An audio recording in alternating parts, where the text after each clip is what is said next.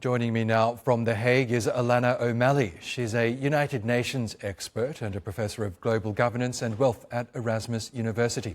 Welcome to the program, Alanna. We're hearing explicit references to a revived Monroe Doctrine. That's the long-standing US policy asserting influence over the Western Hemisphere. Some are now even calling it the Don Roe Doctrine. How significant is this shift in Washington's approach to Latin America? So it should be understood that the Monroe Doctrine was an explicitly anti-European imperialism approach, in which the United States, under Monroe, called for the kind of prevention of European influence and intervention into the Western Hemisphere, so into Central and Southern and Central Latin America, and of course the United States. But this is quite different because actually what we see is that under Donald Trump, and we see throughout these foreign policy maneuvers that he has exercised in the last year, it's an attempt to assert and extend American power, not just in the Western Hemisphere, but actually well beyond that.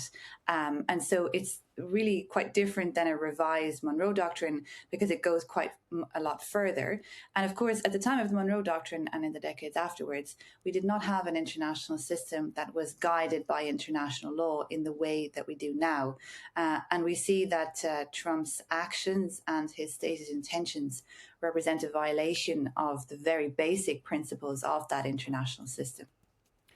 What message does this send to other countries in the region, especially Colombia, Cuba and other US rivals who are watching from outside the hemisphere?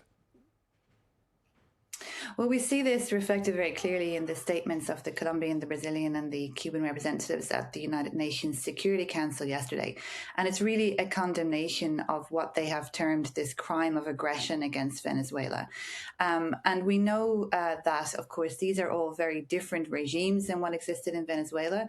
But that kind of concern that animates not just these three states, but also other countries in Latin America is that overriding concern that has been, fundamental in the back of their minds in terms of US foreign policy for decades about the extent to which the US is prepared to go to intervene in their countries and to violate their sovereignties in pursuit of US interests. And that's something that has animated, 19th, 20th and 21st century histories of these various countries in Latin America. And we see that intervention that has taken place in many of these countries, not just Colombia, again, and Brazil and Cuba, but also thinking about Chile and Argentina, that this intervention has often been under the radar. It has been subversive. It has been, of course, really a violation of their sovereignty in different ways.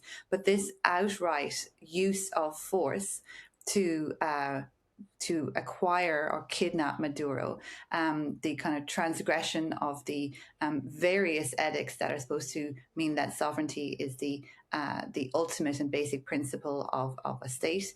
That kind of aggressive violation of that in this instance, I think, has really reanimated the worst fears of Latin American countries about the US and the extent to which they're willing to interfere in the Latin American continent and in these various regimes. What's very unclear is, and this is something I think that we will remain quite unclear as the American administration rolls out this apparent policy is, what is the moment at which the Trump administration decides to take action and what is the moment at which they pull back. And this is something I think which makes the whole situation extremely tense. Okay, Alanna O'Malley, we'll have to leave it there. Thank you so much again for joining us on the program.